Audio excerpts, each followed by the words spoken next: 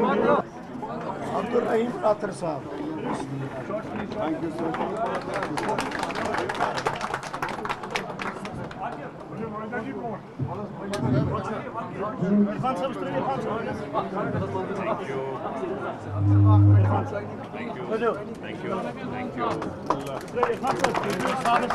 देख रहे हैं आज हमारे बीच रियासत जम्मू कश्मीर के दो नामावर शख्सियात, फॉर्मर एमएलए अब्दुल रहीम राथर साहब और नौजवान एक सोशल एक्टिविस्ट और हर मुद्दे पे जम्मू कश्मीर बिलखसूस नौजवानों की नुमाइंदगी करने वाला वो शख्स जिसने काफ़ी मेहनत करके अपना नाम कमाया, इरफान लोन साहब, इन दोनों ने फैसला किया कि जम्मू कश्मीर को अगर इस मुसीबत से आज़ाद करना है, बीजेपी के अगेंस्ट अगर कंसोलिडेशन करनी है उनके खिलाफ, तो इनका मानना है कि कांग्रेस की क़यादत और कांग्रेस जमात ही वो लीडरशिप दे सकती है, वो क्रेडिबिलिटी फैक्टर दे सकती है और वो माहौल जो यहाँ पे बना है राहुल गांधी जी के भारत जोड़ो यात्रा के बाद,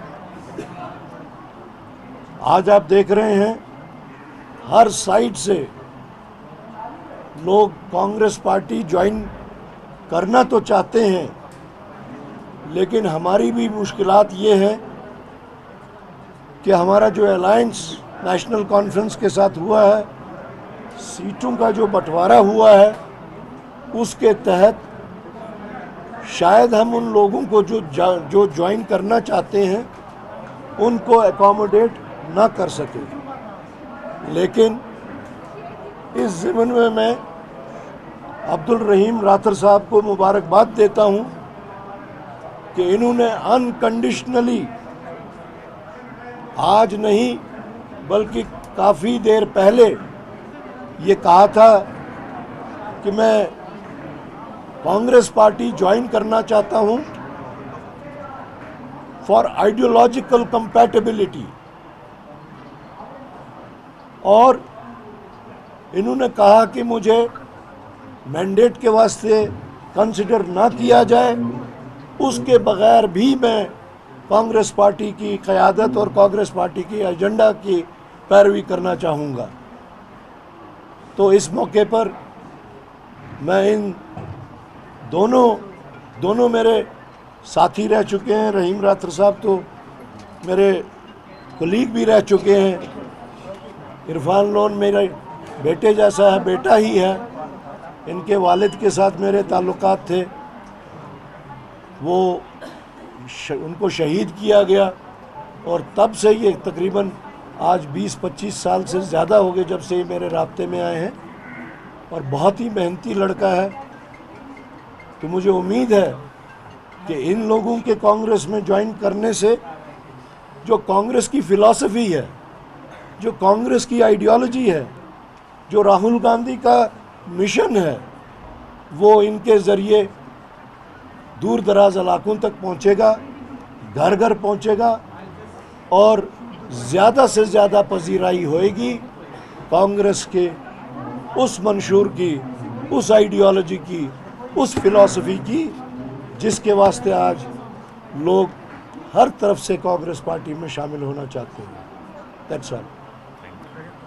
राणा साहब, ये जो 4 तारीख को राहुल जी का दौरा है साउथ कश्मीर, जी, क्या ये एक कैंपेन तक दौरा महदूद है या उसके बगैर उस दौरे का कोई खास पर्टिकुलर पर्पस है? क्योंकि रिसेंटली जो अलायंस हो गया है नेशनल कॉन्फ्रेंस, उसको जरा इलैबोरेट करके बताएं। देखिए, जहाँ तक राहुल गांधी का ताल्लुक है, उन्होंने भारत जोड़ो यात्रा का जो इख्तितामी तकरीर थी यहाँ शेर कश्मीर क्रिकेट स्टेडियम में, उस दिन उन्होंने ये बात कही थी कि मैं अपनी नस्बतन मैं कश्मीरी हूँ। अपना उनने जो एक लीनेज कश्मीर के साथ जोड़ी, लोगों को वो बहुत पसंद आई। और उसके बाद में रेगुलरली राहुल गांधी जी यहाँ कश्मीर में at times declared, at times undeclared मौक़ों पे वो यहाँ आए। आपको ये भी याद होगा हाल ही में जबकि हमारी अलायंस भी का वो चल रहा था सिलसिला, तो राहुल जी उस वक़्त 1-2 नाइट्स के वास्ते जम्मू और कश्मीर भी आए, लेकिन उसका अलायंस के साथ कोई ताल्लुक़ नहीं था, उसका इलेक्शन के साथ कोई ताल्लुक़ नहीं था। उस वक़्त वो सिर्फ़ और सिर्फ अपने कारकुनों से बातचीत करने के वास्ते आए थे। लेकिन अब की बार जो आ रहे हैं वो खालिसन सिर्फ कैंपेनिंग के वास्ते आ रहे हैं। उनके दिन में 2 प्रोग्राम होंगे, एक उन्होंने कहा था जम्मू डिवीज़न और एक कश्मीर डिवीज़न। जम्मू डिवीज़न में चूँकि फ़ेज़ 1 में अभी कोई इतनी कॉन्स्टिट्यूंसीज़ नहीं आ रही हैं और फ़ेज़ 1 में बानिहाल आती है जम्मू डिवीज़न में, तो हमने उनका एक प्रोग्राम बानिहाल में रखा है और एक प्रोग्राम उनका डूरू में रखा है। क्योंकि वो दोनों कॉन्स्टिट्यूंसीज़ फ़ेज़ 1 की इस वक्त इलेक्शनरिंग फेज़ में है, इलेक्शनरिंग मोड में है, तो इसलिए वो 2 प्रोग्राम्स हमने फिक्स किए हैं। बीजेपी में काफी ज्यादा कॉन्फ्लिक्ट है जम्मू में। That is their issue. Their conflict within is basically of ideology also. There are so many BJPs in one BJP. It's their ideological conflict. They themselves don't know which ideology to follow within BJP and which not to follow, which leader to follow and which not to follow. So it is part of that. Sir, my question is about Awami Ittihad Party. When we talk about the Engineer Rashid, many leaders said that the suppression and when we have hammer from the jails and Sorry? नई सियासत शुरू हुई है jail से और वहाँ से नया कश्मीर होगा, जेल फ्री कश्मीर होगा। आपको लगता है कि स्ट्रैटेजी के साथ एक ट्रेंड चेंज हो जाएगी when the people face it crowd? क्योंकि हमने आज भी देखा कुछ प्रेस कॉन्फ्रेंस में इन तरह की बातें की गई। In the first instance, I would not like to comment on anyone's remarks, किसने क्या कहा, क्योंकि जो भी कुछ कहा जाता है वो अपने माइंड से कहते हैं and you are not in his mind, I am not in his mind, so you don't know basically what actually is in mind and what are the words coming out. So in the first instance I would not like to comment on that. बाकी रहा जहाँ तक नई trend का ताल्लुक है, नई trend तो यहाँ के नए नौजवानों ने ऑलरेडी शुरू कर दी है। यहाँ के नौजवानों ने, आपको पता होगा कि कांग्रेस पार्टी के साथ उतने नौजवान नहीं हुआ करते थे जितने बुज़ुर्ग लोग होते थे। अगर आप पुरानी किताबें, पुराने खाते यहाँ के खोलेंगे तो सारे बुज़ुर्गों का खाता निकलेगा, नौजवानों का नहीं निकलेगा। Today Congress is, I won't say the only party, but I would say one of the parties and one of the leading parties where the youth of Jammu and Kashmir is inclined towards. What is that? Why is it that? It is because of our leader Rahul Gandhi. He has taken up issues countrywide related to the youth, related to the farmers, related to the labor class, related to the downtrodden. And that is why the youth of the entire country is inclined towards Rahul Gandhi and Congress party. Of course, when the youth comes in a party, the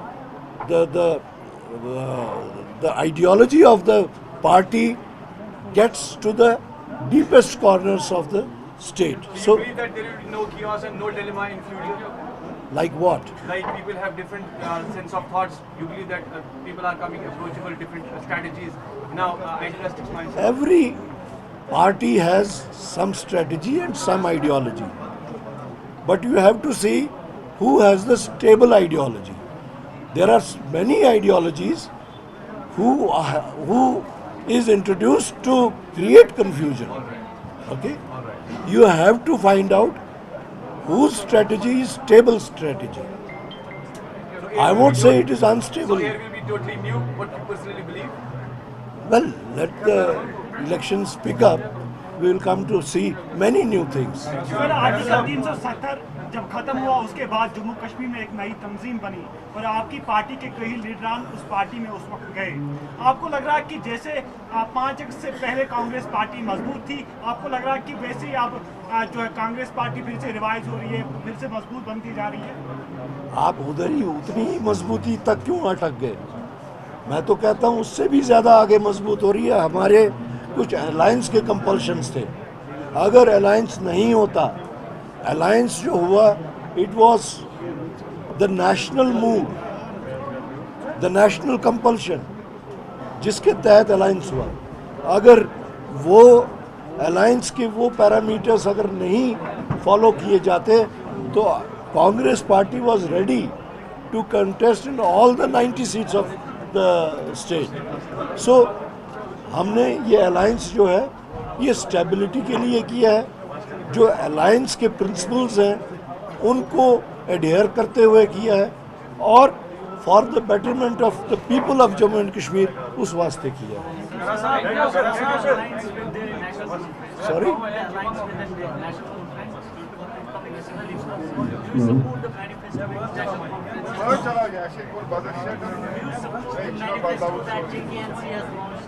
I know what is in your mind. Yes. Every party has its own manifesto.